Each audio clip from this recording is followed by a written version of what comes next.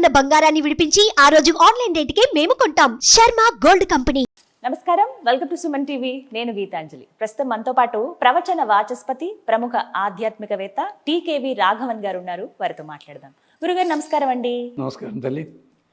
శనివారం రోజున శ్రీ వెంకటేశ్వరుని వ్రతం కావచ్చు, అలాగే వెంకటేశ్వర స్వామి వారి ఆరాధన కానీ అసలు ఏ విధంగా చేయాలి, వీటికి నియమాలు అంటూ ఏమన్నా ఉన్నాయా? ఆ స్వామిని ఆరాధించడం వల్ల కలిగేటువంటి ఫలితాలు ఏమిటో వివరించండి. అస్మద్ గురుభ్యో నమః. వెంకటేశ్వర స్వామి అనగానే అందరి మనస్సుల్లో ఉన్నమాట కలవు వెంకట నాయక అని చెప్పి. కానీ ఆయన వచ్చింది కలియుగంలో కాదమ్మా, కృతయుగం నాడే ఉన్నాడు ఆయన. అప్పటి నుంచి ఇంచేత వెంకటేశ్వర స్వామికి చోటు ఇచ్చింది ఎవరమ్మా? ఆదివరాహ స్వామి, ఇంటి యజమాని ఆయన. మనం ఇంట్లో ఎవరద్దెకున్నారో ఆ బెల్లు కొట్టి బాగున్నారా అని అడుగుతున్నాం. ఆదివరాహ స్వామి ఓనర్. ముందు ఆయనే ఉన్నాడు, ముందు ఆయనే ఉండగా వెంకటేశ్వరుడు అంటే ఆనాటికే ఉన్నాడు. కలవు వెంకటనాయక అంటే అర్థం అదేం కాదు, అది వేరే అర్థం కాదమ్మా. కృతయుగం లోపల ఫలానా పేరు, త్రేతాయుగంలో ఫలానా పేరు, ద్వాపరంలో ఇంకో పేరు, కలియుగంలో మాత్రం ఆయన్ని వెంకటేశ్వరుడిగానే చూస్తారు. ఇది మనకి వెంకటాచలమచన గ్రంథంలో ఉంది. అలాగే వెంకటేశ్వర స్వామికి సంబంధించిన వ్రతం అన్నది కూడా ఇటీవలి కాలంలో ఒక 40 ఏళ్లుగా అలవాటయ్యింది. ఎందుకంటే మన సత్యనారాయణ సమర్థం ఇలాంటివన్నీ వచ్చిన తర్వాత ఇలాంటివి మనం ఏదో చేయాలని చెప్పి అలా ఏర్పాటు చేశారు. ఈ వ్రతం ఉన్నది సూచన ఉంది పురాణాల్లో, 8 పురాణాల్లో ఉంది. కానీ అది చేసుకోండి, మంచి మార్కెట్లో దొరికిన పుస్తకాలు చేసుకోవచ్చు, దోషం ఏమీ లేదు. కానీ సులభ పద్ధతి ఏమిటన్నది జ్ఞాపకం అందరూ చేసుకునేది. మొదటగా ఆ రోజుని అంటే రోజు చేసుకునే పద్ధతి, ఒకరోజు చేసుకునే పద్ధతి చూసుకోండి. ఒకే రోజు చేసే మాట అయితే శిరస్నానం చెయ్యాలి. ఒక్క శనివారం చేస్తే చాలా అండి, అలా ఉంటుందా? చేసుకోవచ్చు అలా. అందుకని మన పెళ్ళిళ్ళలో సత్యనారాయణ చేసుకుంటారు. అది అలవాటు లేని వాళ్ళు ఏం చేస్తారు, వెంకటేశ్వర కళ్యాణం అంటారు, లేదా సీతారామ కళ్యాణం ఉండి తప్పేం లేదమ్మా. కానీ ఇప్పుడు చెప్పబోయేది ప్రతి శనివారం కూడా చేసుకోవచ్చు హాయిగాను, అలా ఉంది. లేదా ఒకే శనివారం చేసుకోవాలి, ఇబ్బంది లేదు. దానికి ఏమిటంటే ఆ రోజు శుచిగా స్నానం చేసి, కనీసం ఒక్కరోజైనా స్నానం చేసి పూజ అయ్యేదాకైనా కాఫీ తాగకుండా ఉంటే మంచిదమ్మా. కానీ మరి కాఫీ తాగేస్తాం కదా, బెడ్ కాఫీ అలవాటు. సరే, ఆ రోజుని భోజనం మాత్రం పూజ అయిన తర్వాత చేయండి, ఈ పని చేసుకోండి. ఆ రోజున ఏమిటి, చక్కగా మళ్ళీ కుంభము పెట్టడం ఇవన్నీ హడావిడేం లేదమ్మా, అవసరం లేదు. అది ఎప్పుడైతే మీరు కలశం పెట్టారో ఈ కలశాన్ని దానం చెయ్యాలి మీరు.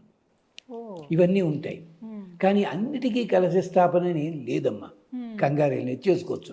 సులభ పద్ధతి చెప్తున్నాను. ఆ రోజుని చక్కగా చేసుకుని స్వామివారి కళ్యాణ సన్నివేశం కానీ విగ్రహం కానీ పెట్టుకుని, విగ్రహం అయితే 6 అంగుళముల సైజు దాటి మాత్రం విగ్రహాన్ని పెట్టవద్దు. ఇంచేత 6 అంగుళ సైజు దాటినట్టయితే ప్రాణప్రతిష్ఠ చేయాలి, కలశ స్థాపన చేయాలి, అంగన్యాస కరన్యాసాలు ఇవన్నీ ఉంటాయి. అయిన తర్వాత ఆ విగ్రహాన్ని ఇంట్లో అట్టే పెట్టకూడదమ్మా, ప్రవాహంలో వదిలిపెట్టాలి. ఇన్ని ఉంటాయి. అందుకనే మరి పెద్దలు ఏం చెప్తారు, నిత్యారాధన కోసం సరిగ్గా 3 అంగుళములు మించి, అదే బొటన వేలు, దాన్ని మించి అయితే 6 అంగుళముల లోపల హాయిగా పెట్టుకోండి, చేసుకోండి. ఆ రోజుని వెంకటేశ్వర సుప్రభాతము, ప్రపత్తి, మంగళాశాసనము, స్తోత్రం అని చోట చదువుదా చక్కగా శ్రద్ధగా చదవండి. ఆ తర్వాత లక్ష్మీ అష్టోత్తరము, కృష్ణ అష్టోత్తరము, నామావళి, వెంకటేశ్వర అష్టోత్తర శతనామావళి, ఆ 3, 4 చేసుకోండి. ఒక్కటే గుర్తుపెట్టుకోవాలి, ఎవరిని పూజించినా అమ్మవారిని అయ్యవారిని కలిపే పూజించాలి తప్ప ఒక్కొక్కళ్ళని విడిగా చెయ్యకూడదు. చేస్తుంటారు చాలామంది. శ్రావణ మాసంలో లక్ష్మీ పూజ, ఆయన ఏం చేశాడు మధ్యలో, ఆ మహానుభావుడు కృష్ణాష్టోత్రం చదవండి, లలితాశాస్త్రం చదువుతారు, పక్కని శివాష్టోత్రం చదవమని ఉంది శాస్త్రంలో, పట్టించుకోవట్లేదు ఎవళ్ళును. లేదా హైగ్రీవ స్తోత్రం చదవాలి, లేదా శివ పంచాక్షరి చదవాలి, ఇద్దరిని కూడాను. స్కాంద పురాణంలో మొత్తుకున్నాడు స్వామి, బాబు మా ఇద్దరిని విడగొట్టకండిరా నాయన, కలిపి పూజ చేయండిరా. విడగొట్టిన వాడు ఎవడో తెలుసా అమ్మా, బాణాసురుడు. వీళ్ళంతా అదే పని చేశారు. వచ్చి నా ఇంటి దగ్గర కాపలాకాయ అన్నాడు స్వామి కొట్టుకుని. అమ్మగారి సంగతి ఏమిటి, వాడి ఒళ్ళు పట్టిన దెబ్బలు తిన్నాడు, 1000 చేతులు పోయేవాడికి. గజాసుడు ఏం చేశాడు, నువ్వు వచ్చిన గుండెలో కూర్చున్నాడు. అమ్మగారి సంగతి ఏం చేశాడు, అమ్మగారితో సహాయం వచ్చి కూర్చోంటే అయిపోయింది కదా, లేదు. రావణాసుడు ఏం చేశాడు, సీతనే ఎత్తుకెళ్ళాడు. శూర్పణఖ ఏం చేసింది, సీతమ్మ అక్కల రాముడే కావాలంది. ఇలాంటి కథలు బోల్డెన్ని ఉన్నాయి. అని చెప్పి ఇద్దరినీ కలిపి పూజిద్దాము అలా మిగిలిమంగా. అందుకనే ఆయన పాపం కంగారు పడి ఇలాగే ఉంటుందని చెప్పి పరమేశ్వర్ల వారేమో సగంలో అట్టే పెట్టుకున్నాడు, ఈయనేమో గుండెల మీద పెట్టుకున్నాడు, సరస్వతేమో నాలుగు మీద పెట్టుకున్నాడు. ఇలాంటి ప్రమాదాలు వస్తాయి. అంచేత వెంకటేశ్వర సుప్రభాతము, వెంకటేశ్వర స్తోత్రము, ప్రపత్తి, మంగళాశాస్త్రము, అష్టోత్తరములు చేసి చక్కగా ఆ రోజుని ఒకటే రోజు చేసే మాట అయితే పరవాన్నము, తర్వాత చిమ్మిలి నువ్వులు కానీ అది కానీ అవన్నీ చేసుకోలేవండి. పానకము, వడపప్పు, ఇది నిత్యార్చనలో హాయిగా స్వామి చాలా ఆనందపడిపోతాడు. అలాంటి వాటికి కొబ్బరికాయ కొట్టండి, పర్వాలేదు. దీని మీదే మళ్ళీ చాలా కథ చెప్పాలి. పెద్ద పెద్ద దేవాలయాలు మూల విరాట్కి కొబ్బరికాయ కొట్టరు, మీరు గమనించండి. కొబ్బరి బొండమే చేసి అభిషేకం చేసి బొండంలో గుజ్జు కూడా అమ్మరు ప్యాకెట్లు కట్టి ఆ బొండాలు ప్రవహించే నీటిలో పారేస్తారు. ఎందుకో ధర్మ సందేహం తర్వాత అని చెప్తాను.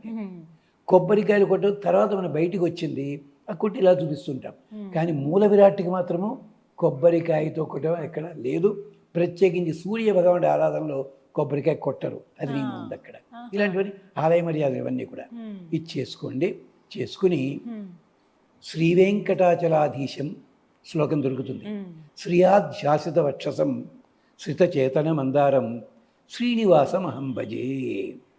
ఆ ఒక్క శ్లోకం 27 సార్లు, లేదు 108. దయచేసి 108 దాటి చదివారనుకోండి కొంచెం ఫలితం వస్తుంది, కానీ అధికం ఫలమని నలుగురికి భోజనం పెట్టుకోవాలమ్మా, అది సంగతి.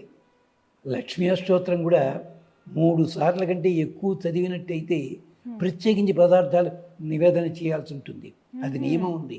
శ్రీ ప్రసిద్ధంతంలో ఉంది. 3 సార్లు చదివారనుకోండి ఒక బెల్లమ్మకు చూపించడం అమ్మ సంతోషపడిపోతుంది, అంతే. అలాగే ఇదేమిటి, శ్రీ వెంకటాచలాధీశం శ్రియాధ్యాసిత వక్షసం శ్రిత చేతన మందారం శ్రీనివాసం అహం భజే. 27 సార్లు కానీ 108 సార్లు కానీ. చాలామందికి తెలియ ఇంకో శ్లోకం ఉంది. 7 కొండలు కాదుటమ్మా, అది అవి మట్టి కొండలు కాదుట, బెల్లపు గడ్డలటవి. ఏమిటా బెల్లపు గడ్డలు? వెంకటేశ్వర స్వామి వారి హృదయంలో దయ అనేది ఉంది. అది పానకంలాగా చెరుకు రసంలా కింద పడి భూమి మీద అగ్ని ఉంటుంది కదా, వేడెక్కిపోయి గట్ట కట్టేసి 7 ముక్కలు అయిందిట. ఎవరు చెప్పారు ఇది? వేదాంత దేశికులని 550 ఏళ్ల కిందట ఒక ఆయన దయాశతకం అని రాశారు. దాంట్లో ఉంటారు, ప్రపద్యేతం గిరిం ప్రాయ శ్రీనివాస అనుకంపయ ఇక్షుసార స్రవంచేవ యన్మూర్త్య శర్కరాయుధం. దయాశతకం అని చెప్పి దొరుకుతుంది మనకి అన్నారు ఆయన. ఆయన హృదయంలో ఉండే దయా ప్రవాహమే చెరుకు సల్లా వచ్చి నేల మీద పడిందిట, గడ్డ కట్టేసిందిట. అది కాస్త 7 ముక్కలైంది, 7 కొండలు అయిందన్నారు. ఆ కొండకి నమస్కారం అన్నారు ఆయన. ఇది అద్భుతమైంది. ఇది పిల్లల చేత చదివించండి అమ్మా, అద్భుతమైన చదువు వస్తుంది వాళ్ళకి, బ్యాలెన్స్ ఆఫ్ మైండ్ వస్తుంది, పెద్దవాళ్ళు చదువుకోవచ్చు, అతి కష్టమైన పనులు కూడా సాధించవచ్చు. ఫలితాలు అడిగారు కదా, నరఘోష పోతుంది, సంపదలు లభిస్తాయి, మన చేసే వృత్తి లోపల ఎంత రావాలో అది వస్తుంది, పోయిన సొమ్ము రావాల్సిన సొమ్ము కూడా వస్తుంది. ఈ ఒక్క శ్లోకమే, మీరు మిగిలిన కూడా చదవకపోయినా పర్వాలేదు, ఈ ఒక్క శ్లోకాన్ని 108 సార్లు చదవండి. ప్రపంచే తం గిరిం ప్రాయ శ్రీనివాసానుకంపయ ఇక్షుసార స్రవంచేవ యన్మూర్ఛ శర్కరాయుధం. ఆయన అది విశేషం. మహానుభావుడు అంతటి దగ్గరవాడు. ఒకచోట ఎవరో మహానుభావుడు ఊరు వెడదామని బయలుదేరి వెళ్ళలేకపోయాట. చేతిలో జెండా ఉందిట, జెండా బాలాజీ మందిర్ అని పేరు వచ్చేసింది ఆ ఊళ్ళోను, నిజామాబాద్లో ఉంది. ఇప్పటికీ జెండా. అలాగే ఇంకో చోట నేను నడవలేనయ్యా, రాయి పడేసేట. ఆ రాయిని వెంకటేశ్వర స్వామి గారు సేవిస్తారు ఒక చోట మనకి విశాఖపట్నం దగ్గర. అలా ఎవరు కోరితే కొండలంత వరములు గుప్పెడు వాడు అన్నమాచార్యులు ఎంతగా అంతగా చెప్పారు చూడండి. అంతే, కొంచెం అడిగితే చాలట, కొండలంత వరములు గుప్పెడు వాడు వేరుకోవడానికి మనకు కోరుకోలేదు. అందుకని స్వామి చాలా ఆ రోజున చాలా మంది పిండి దీపాలు వెలిగిస్తున్నారండి, అలా వెలిగించవచ్చు. పిండి దీపాలు కూడా వెలిగించవచ్చు, దాంట్లో దోషం ఏం లేదు. అంటే ఏమవుతుందండి, ఆ పిండి దీపాల కోసం చెప్పి ఎక్కడెక్కడికో వెళ్ళి ఏం చేయలేకపోండి అసంతృప్తి ఎందుకు. నీకు శక్తి ఉంటే ఆ పనులు చేయండి. 9 నూనెల 14 నూనెల ఈ అవన్నీ శక్తి ఉంటే చేసుకోండి. కానీ సులభంగా హాయిగా చేసుకోవడానికి అవకాశం ఆయన ఇచ్చాడు మన కోసం. అలాంటిది మామూలుగా పూల్లో వెంకట, దీపం పెట్టేస్తే వేం అంటే పాపములు, కట అంటే తొలగించువాడు.